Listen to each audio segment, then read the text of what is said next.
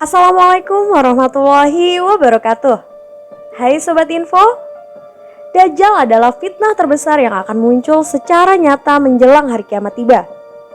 Tidak ada seorang nabi pun kecuali mengingatkan umatnya akan fitnah Dajjal, termasuk Nabi Muhammad SAW. Beliau bersabda, sejak diciptakannya Nabi Adam alaihissalam hingga datangnya hari kiamat, tidak ada perkara fitnah yang lebih besar daripada seorang Dajjal. Nabi SAW bersabda, sesungguhnya Dajjal akan muncul dengan membawa semacam surga dan neraka. Sesuatu yang dikatakan sebagai surga oleh Dajjal, maka itu sebenarnya neraka. Beliau juga memperingatkan kita, barang siapa mendengar berita kehadiran Dajjal, maka usahakanlah untuk menghindar atau menjauh darinya. Demi Allah, ada kalanya seseorang didatangi oleh Dajjal dan ia menganggap Dajjal sebagai seorang mukmin, sehingga ia menjadi pengikutnya. Karena diperlihatkannya kepadanya berbagai macam syubhat, dan masih banyak lagi hadis-hadis lainnya mengenai Dajjal ini. Dajjal adalah sosok yang sangat jenius. Ia mengetahui berbagai ilmu pengetahuan dan menguasai berbagai macam rahasia alam semesta.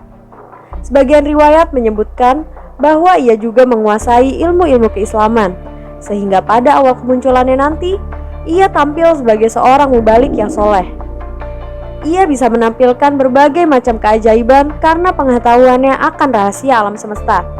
Dan tentunya karena diizinkan oleh Allah Subhanahu wa Ta'ala, sehingga pengikutnya makin banyak. Lama-kelamaan ia mengaku dirinya sebagai nabi, dan ketika makin banyak orang yang memujanya, ia mengaku dirinya sebagai Tuhan. Sebelum Dajjal datang di akhir zaman, ternyata sebelumnya ia telah ada di zaman Nabi. Salah satunya ialah pada zaman Nabi Musa alaihissalam. Apa yang dilakukan Dajjal pada saat itu? Simak kisahnya dan jangan lupa untuk klik tombol subscribe dan aktifkan lonceng notifikasi agar bersama kita berbagi info dan video terbaru dari kami. Di dalam Al-Quran Surat Toha ayat 85-98 terdapat kisah menarik pada zaman Nabi Musa alaihissalam. Kisah tersebut tentang Musa Samiri atau Dajjal yang memiliki kesaktian namun dirinya menyelewengkan kelebihan tersebut ke dalam jurang kemusyrikan. Dalam pertemuannya dengan Nabi Musa, Dajjal atau Samiri menjadi salah satu pengikutnya. Namun, di balik pertemuan itu ia memiliki maksud yang jahat. Karena kekagumannya dengan Nabi Musa alaihissalam, ia menggunakan nama Musa. Namun, untuk membedakan ia dengan Musa dari Mesir, ia memakai nama Musa Samiri alias Musa dari Samirah, tempat lahirnya sewaktu masih di Palestina. Ketika peristiwa Nabi Musa membelah laut, Samiri pun termasuk bagian dari mereka yang diselamatkan dari kejaran Fir'aun si raja kejam. Pada saat itu pula, Samiri menyadari bahwa rombongan Nabi Musa itu didampingi oleh malaikat Jibril yang menunggangi kuda. Hasrat sesat Samiri saat mengetahui yang menunggangi kuda adalah malaikat Jibril membuatnya mengumpulkan tanah bekas jejak langkah Jibril dan menyimpannya. Hingga suatu hari, saat Nabi Musa beserta kaumnya hendak meninggalkan Mesir, rombongan itu melewati sebuah desa yang menyembah patung anak sapi. Melihat itu, kaum Bani Israel bukannya semakin menguatkan keimanan, malah meminta Nabi Musa agar membuat patung sebagaimana yang penduduk itu sembah. Mendengar permintaan tersebut, Nabi Musa pun geram dan meminta kaum Bani Israel agar selalu menjaga ketauhidan bahwa tidak ada Tuhan selain Allah. Saat melanjutkan perjalanan itu, Nabi Musa mendapatkan perintah dari Allah untuk mengasingkan diri ke Bukit Tur guna mendapat mukjizat kitab Taurat. Sebenarnya, Nabi Musa berniat pergi ke bukit tersebut selama 10 malam. Tetapi karena suatu hal maka ditambah hingga 40 malam. Sebelum pergi, Nabi Musa menitipkan Bani Israel kepada Nabi Harun agar selalu menjaga ketauhidan mereka. Namun, apa boleh buat?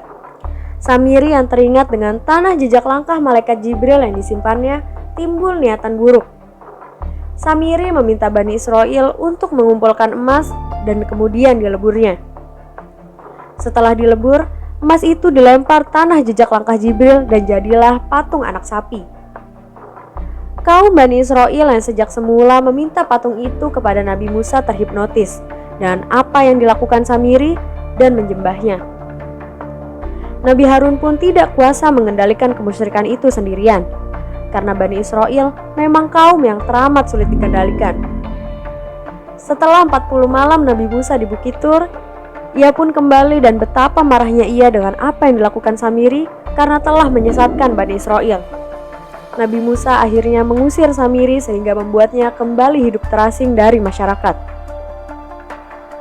Dalam surat Toha ayat 85-98, Allah SWT berfirman, "Sungguh, kami telah menguji kaummu setelah engkau tinggalkan, dan mereka telah disesatkan oleh Samiri." Kemudian Musa kembali kepada kaumnya dengan marah dan bersedih hati. Musa berkata, "Wahai kaumku, bukankah Tuhanmu telah menjanjikan kepadamu suatu janji yang baik?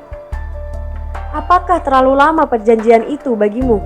Atau kamu menghendaki agar kemurkaan Tuhan menimpamu?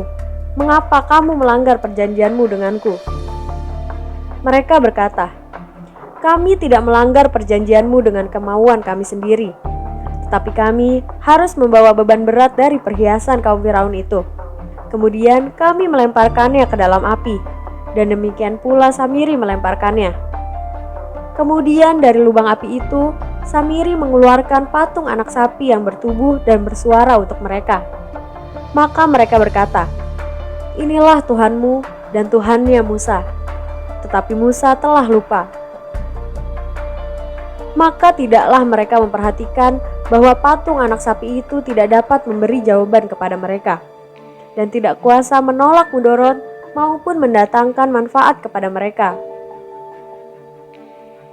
Dan sungguh, sebelumnya Harun telah berkata kepada mereka, "Wahai kaumku, sesungguhnya kamu hanya sekedar diberi cobaan dengan patung anak sapi itu. Dan sungguh, Tuhanmu ialah Allah yang Maha Pengasih. Maka ikutilah aku dan taatlah perintahku." Mereka menjawab, "Kami tidak akan meninggalkannya dan tetap menyembah patung anak sapi sampai Musa kembali kepada kami." Musa berkata, "Wahai Harun, apa yang menghalangimu ketika engkau melihat mereka telah sesat, sehingga engkau tidak mengikuti aku? Apakah engkau telah sengaja melanggar perintahku?" Harun menjawab, "Wahai putra ibuku, janganlah engkau pegang janggutku dan jangan pula kepalaku.